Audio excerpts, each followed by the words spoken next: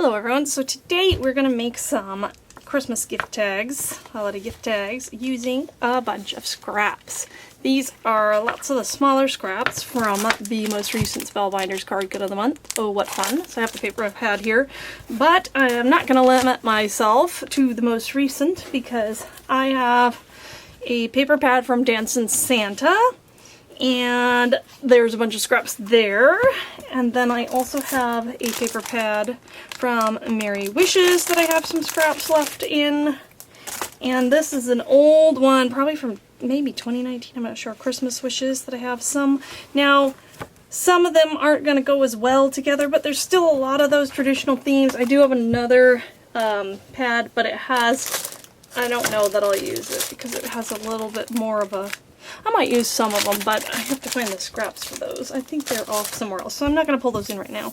But I have a scrap piece of printer paper, just regular old printer paper. This was printed on to do like the printer test, you can see. And I'm going to use that to glue my scraps onto. And can you see that pencil line? I just kind of did a pencil line because my tags are going to be 4 1/4 by 2 inches. So this is the 2-inch marks, and these are the 4 1/4 each.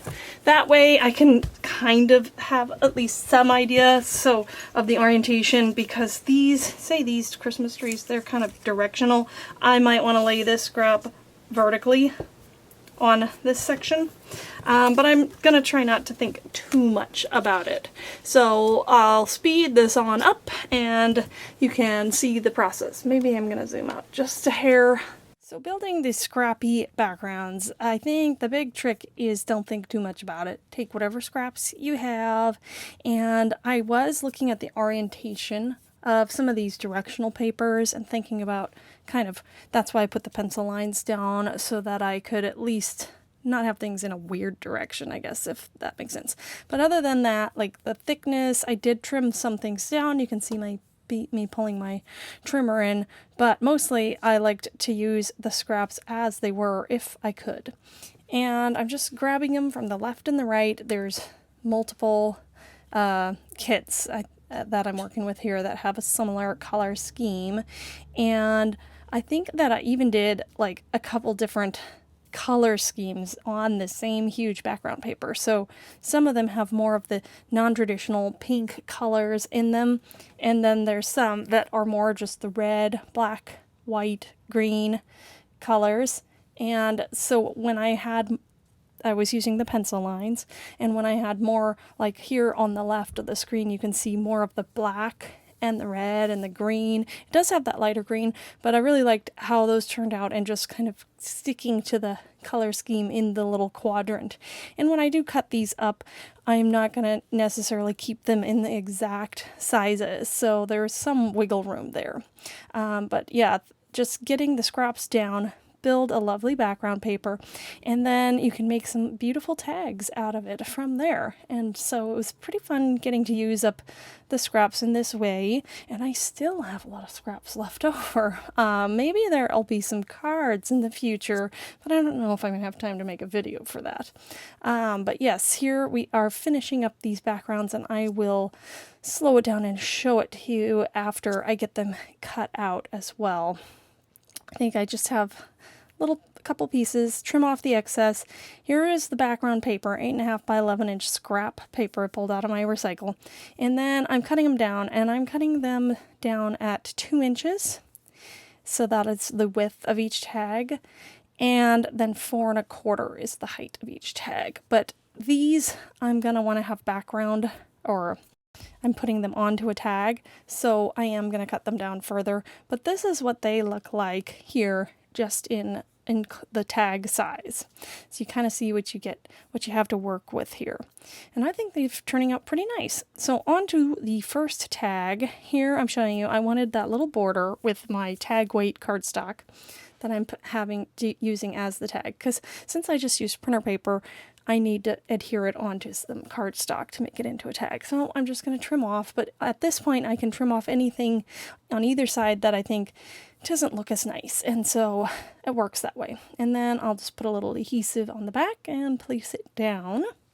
And to finish off this tag, oh, for this set of tags, I'm also using this tag punch, topper punch that I have, which is pretty nice. And it does the hole and the top. So then to finish it off, I'm going to use this die cut piece, and it's too wide, so I'm trimming it right in between the two words, and I'm going to have it coming from either side of the Scrappy pattern paper. And then I have two chipboard sticker pieces, and this one with the gifts is just barely small enough to fit on there. It's okay if it overhangs a little bit, but because it's chipboard, I didn't want it overhanging a lot. And then the Christmas tree, and I think that finishes off this little tag very nicely, and it has all kinds of different pattern papers, and they work well together. And I have to adhere on the sentiment here, and then I will give you a close-up look of this tag before we move on to another tag made with the Scrappy background paper. Pretty quick and easy. So moving on, I have some of the lighter ones. There were some that I did more of the snowy colored papers and the pinks with, and I'm going to trim this down, and I thought it goes great. I love the lighter look of it. It goes great on a white cardstock, so that I have for the back. And I made a couple of these, and so here it is. I'm going to glue it down. And you can see on the right hand side of my screen here that I have 3 die cut pieces, and I believe the mittens are definitely from the current kit. At least I'm pretty sure they are. And then I have a sentiment, oh what fun, and a snowman head. And I'm just figuring out how I want those arranged. I like this kind of alternating them on the left and right. I think it gives balance to the tag. And then I just tilt the snowman's head just slightly, and then put the sentiment down.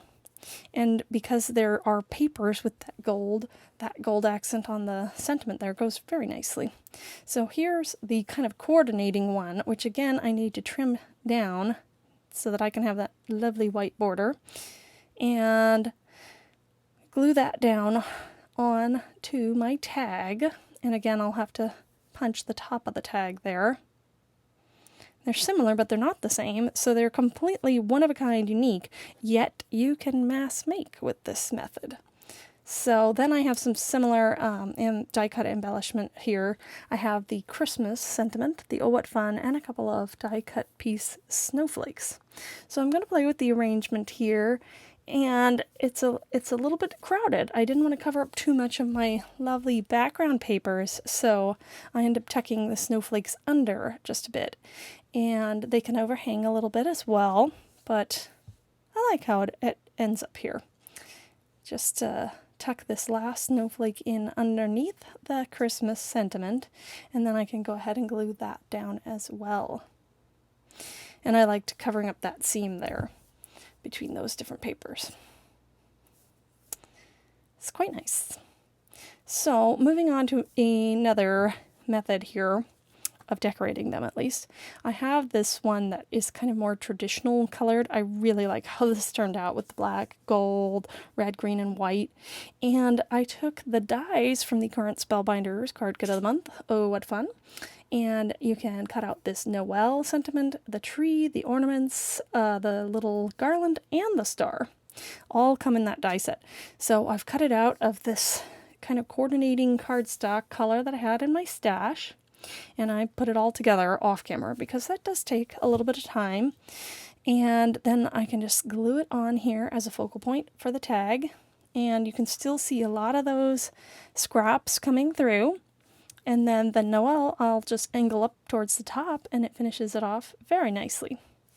And I'm going to go ahead and do 2 more very similar tags. For these ones, the greens were a little bit more of a deeper shade, so I picked a deeper shade of green, like more of a forest green from my stash of cardstock.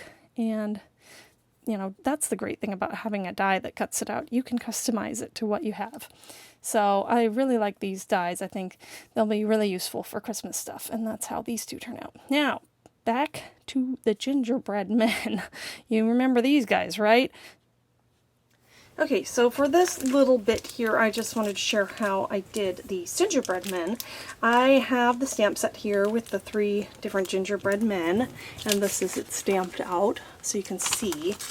And I will show you, let's see, let's start with colored pencil. Actually, let's start with one that didn't work too well. This guy I colored, there we go, with alcohol markers. However, the image is so small that really some of these other details it was hard to do. So I decided that wasn't the best method for me.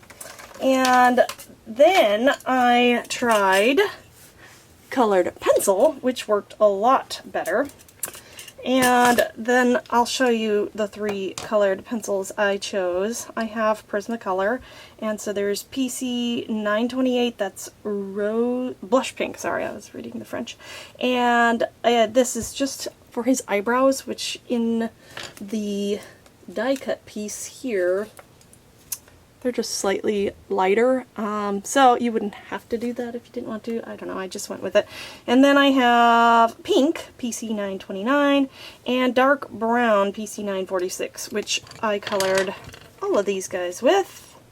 And on these ones, you'll notice there's a little bit of a dark outline. That's because I had already colored them, and I realized, or remembered through this, that I really don't mind coloring all that much, but I don't really like fussy cutting. And I have a brother scan and cut, and these ones I cut out before I colored them, and it did great. But these ones were already colored, and it needed some help.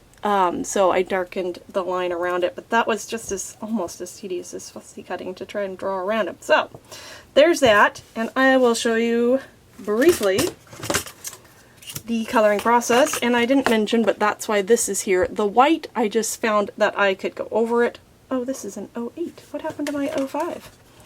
I had an 05, I thought. Maybe I didn't ever. But 05 might be even easier to get into these tiny spots, but this is a jelly roll, and that's what I did for the icing. So we'll go ahead and speed this up, and you can see what I did to color.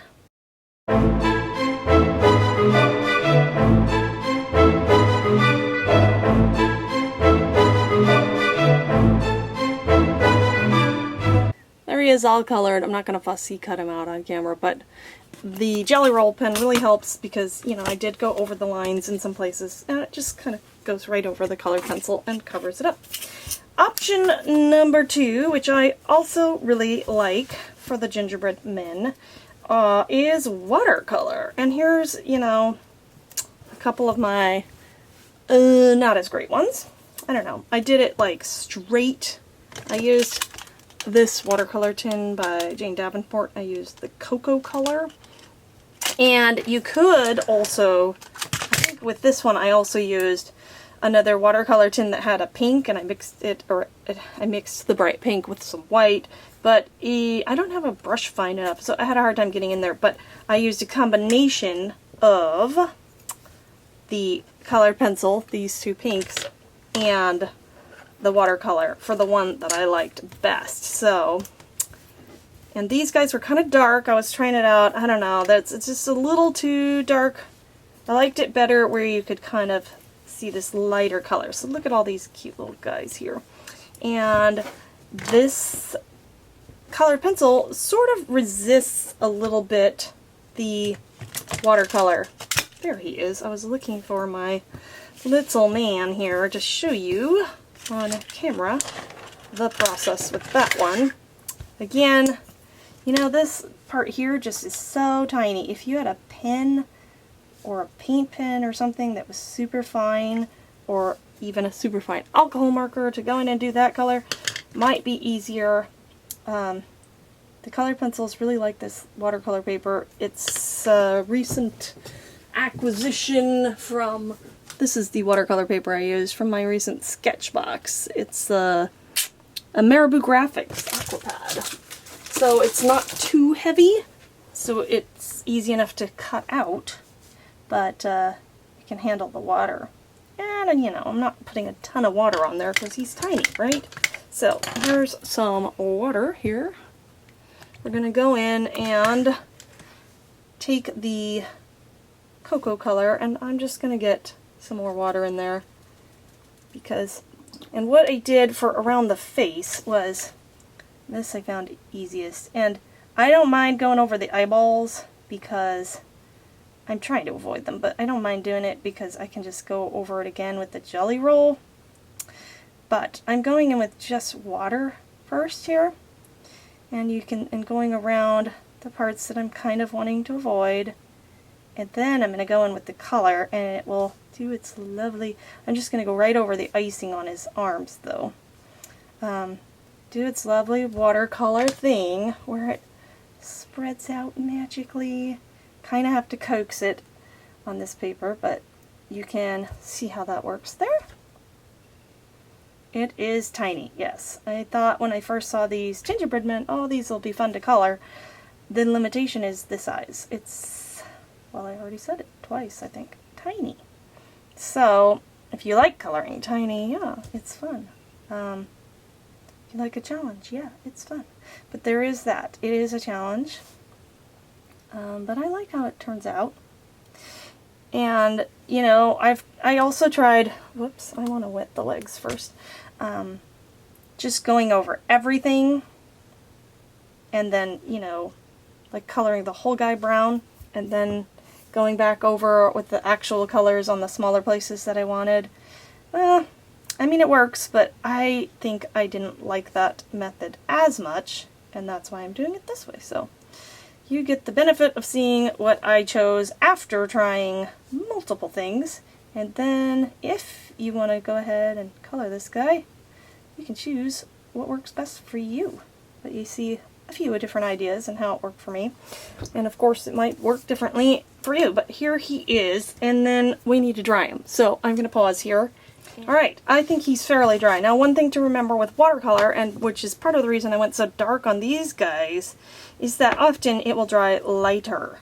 I think that I had multiple coats on these guys, or a couple coats, and this one is like 2 coats of the straight color, but, you know, it's just too dark. So there's a balance. He's a bit light. I could go in with another coat, but I'm going to go ahead and keep him light and finish him off here on camera. And you see where the watercolor seeped into his eyes. This Jelly Roll pen gets in there and does a pretty good job. As long as your Jelly Roll pen isn't clogged, right? And if it's not fully dry, it's gonna have more trouble. So I did, you know, mess up a little bit around the edges, but here's my close-up view. You can see, ah, he's so happy. Anyway, they're pretty cute. And that is how I colored the gingerbread men. So now we're back to making the tags with these lovely gingerbread men that I just showed you how I colored. And I brought in this trim that I had that reminds me of icing that if you didn't see, check out the previous video. I'll try to put an iCard or something. But I used it in, I think, my first card tag video. And, not card tag, Christmas tag. I'm using a scrap of the Gingerbread Man paper, and this cardstock that my tag is formed out of is something from my stash that also had Gingerbread Man theme, and it's just a nice neutral background. I mean, any old brown could work, and you just might want to use a larger scrap of the Gingerbread Man paper. And then I'm just going to arrange these are my watercolored Gingerbread Men, and it's on a light, well, not lightweight, but a watercolor paper, not a heavyweight watercolor paper. And so I have to glue it down pretty vigorously. So that takes a little bit more time just because it's a little bit of a thicker paper. But yeah, using a little bit more glue and then wiping off the excess because I want to make sure they stay put. And then I'm going to finish off the Gingerbread Men tag with some sequins. But at this point I think I realized, I didn't punch the hole because these tags with just the corner chomp angle doesn't cut a hole. So I have to cut it myself. So go ahead and do that now. And then I'll trim off the excess because my trim is dry enough. But I'm going to put a handful of sequins here to finish it off, and these are the kind of white iridescent ones that I had in my stash from a previous kit. And so I'm just scattering them along the front, and I think that I am not happy with where I put this one on the right, so I'm going to take it off, and I just feel like there's too much space there. And so I'm actually just going to put 3 over on this side. I don't know if I don't do that with the second one. So you can watch with the second one and see which one you like better. The more sequins or the less. And so you just never know how it's going to work out when you're creating it. So now the second tag here is with the colored pencil colored gingerbread men. And so they're not on watercolor paper. They're just on kind of some heavier weight drawing paper. It's not even that heavyweight. Anyway, so I don't have to work as hard to get them glued down. But I'm placing the same guys in similar arrangement here. And then I will go ahead and also use the white sequins for an accent. And this time I just do, I think, 5 of them. Is that right? Yeah. I like to go with odds because odd numbers are pleasing aesthetically. But here they are. Let me know which one's your favorite. Colored pencil, the watercolor, more sequins, less sequins. Love to hear your comments. So now we'll just bring in all of the tags again to have a quick look. Thanks again for watching. Have a wonderful and creative day. Bye!